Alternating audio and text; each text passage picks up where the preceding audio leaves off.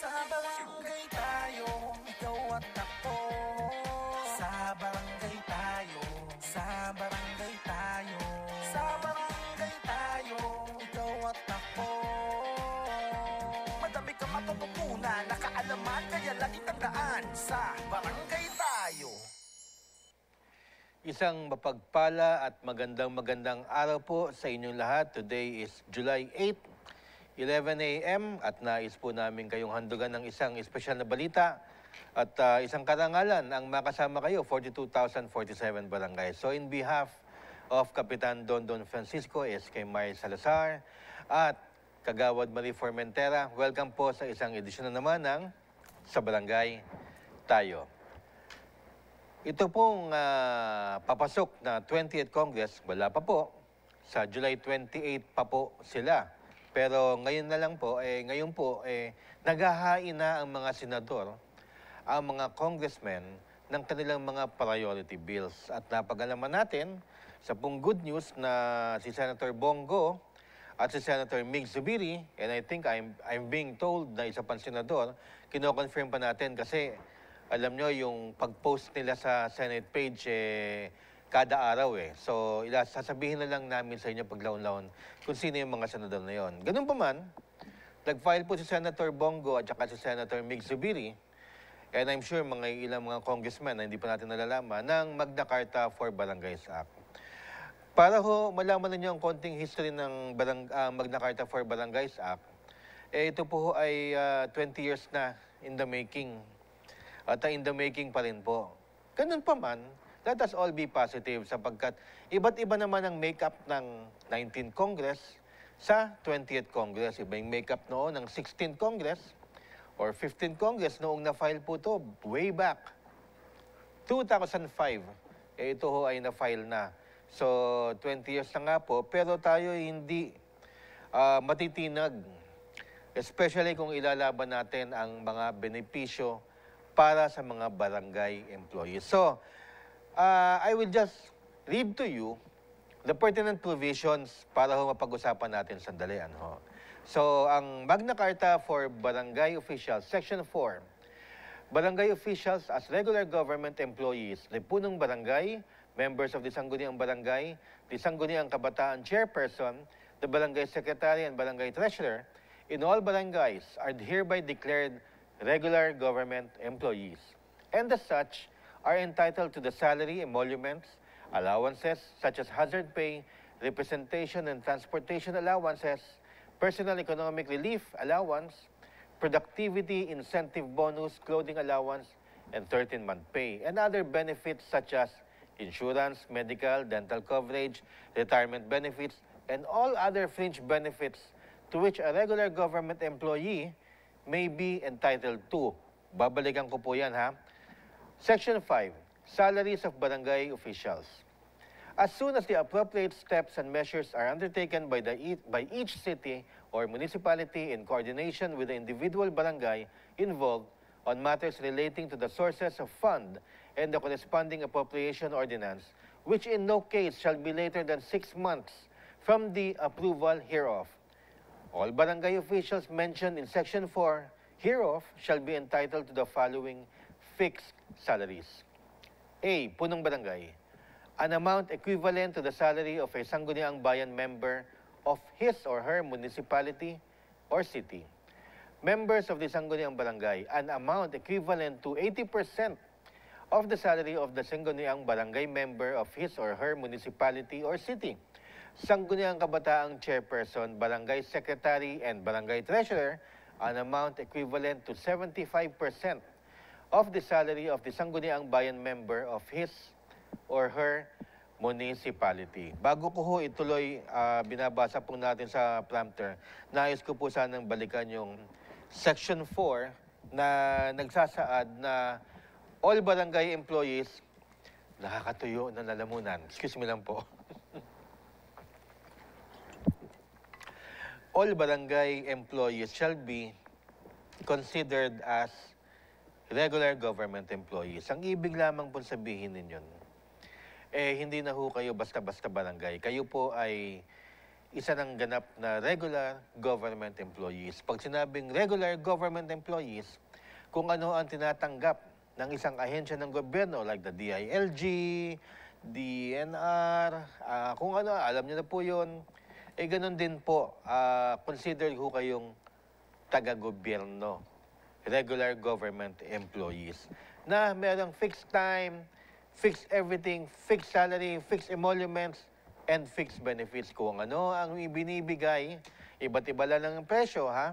Pero hindi na ho kayo honorarium. Kung ano ang binibigay na sweldo na regular, ganun din, magkakaroon din kayo ng regular na sweldo, hindi na honorarium. Kung meron halimbawang medical benefits yung mga taga-DNR o kaya DFA, meron din na rin po kayo.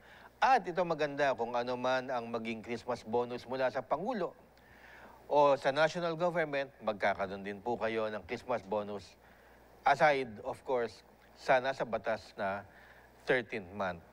Ang sa atin lang din yung barangay officials na na-mention, ang punong barangay, sangguniang barangay, treasurer, secretary, at saka SK chairperson.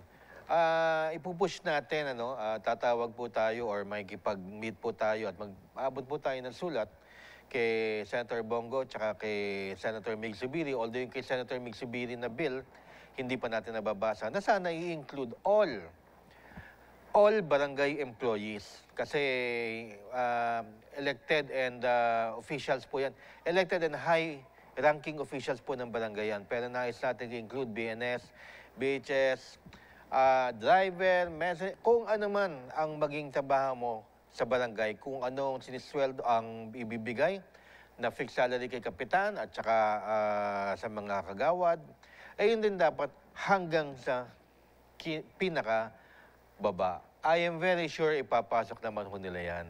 Kasi alam niyo naman ho, pagka meron hong bill, pag merong proposition, kulang-kulang ho talaga yan. Diyan ho nasusubukan yung galing ng senador. Dahil may mga ibang senador na pag period of interpellation or even sa committee hearing pa lang, sa committee public hearing pa lang, nalalaman na nila na medyo kulang-kulang, pinapasok ho yun. Para pagdating ng second reading, period of debates, period of interpellation, napapasok din ng mga ibang senador o congressman ang kanilang mga amendments. Kaya yan ho ang, importansya ng committee hearing at saka second reading, yung period of interpellation at saka period of amendments. Diyan ho yan. I'm sure mapagbibigyan po kayong lahat. So wala mo nang violent reaction tungkol dyan. Dito naman sa salaries of barangay officials. Kung hindi nyo po, kasi pasensya na kayo, hindi na ho lumalabas sa aming screen. Ha? At hindi na masyadong ine-edit sapagkat ididiretso na namin yung news sa inyo para mabilis baga. Yung kapitan, yung punong barangay, magkakaroon ng sweldo kung halimbawa ang city ninyo or ang municipality ninyo, si sangguniang bayan or sangguniang munisipyo ay municipal council, ay sumisweldo na lang, kunyari kasi mahina ako sa math, 10,000 pesos ang kanyang sweldo. So, sweldo na rin kayo ng 80% yon, that's 8,000 pesos. Sangguniang barangay, ganun din. No. Ang punong barangay, ulitin ko, at ang sangguniang bayan or municipal council, magiging pareho na ho kayo ng sweldo. Equal. Okay? I'm sorry, dun sa sinabi ko kanina. Ang sangguniang barangay, magkakaroon kayo ng 75 or 80% ng sweldo ng municipal or city council ninyo. So kung 10,000 sweldo nila, meron kayong 80,000. 75% naman pagka SK chairperson, tres, at saka sec. Siyempre, yung down the line, admin, tanod, BNS, BHS, driver, janitor, messenger, kahit sino pa man dyan, CBS, cleaners, mga ganyan, pag-aaralan po yan per barangay. Ang importante po dyan ay magkakaroon kayo ng mga benefits. Medical, insurance, dental, hazard pay, ayan po ang magiging benefits. Babasahin ko po itong sa mga tanods para mas makita po natin. Kasi ipupush natin, kasi dito sa bill na barangay tanods po after ng mga high-ranking officials. Ang pinupush ko natin, lahat po dapat. Pero let's just say na kasama na ho kayo at I'm sure yung mga magigiting natin mga senador, isasama po ang lahat ng employees ng barangay. So, barangay tanod shall be appointed to a permanent status during administration of the Sangguniang Barangay, which appointed them. Permanent na kayo. Barangay tanod shall receive the following benefits and privileges. Number 1, honoraria, allowances, and such other emoluments as may be authorized by law or barangay, municipal, or city ordinance in accordance with the provisions of Republic Act 7160, Local Government Code. But in no case shall it be less than 600 pesos. Hindi na ho dapat bumaba ng 600 pesos because merong sumisweldo 300 pesos sa inyo per month. Christmas bonus, kasama po yan, of at least 1,000 pesos each. The funds for which shall be taken from the general fund of the barangay or from such other funds appropriated by the national government. And for purposes of, ito nga, magkakaroon kayo ng insurance coverage, which shall include, but shall not be limited to temporary and permanent disability, double indemnity, accident insurance, death and burial benefits, blah, blah, blah.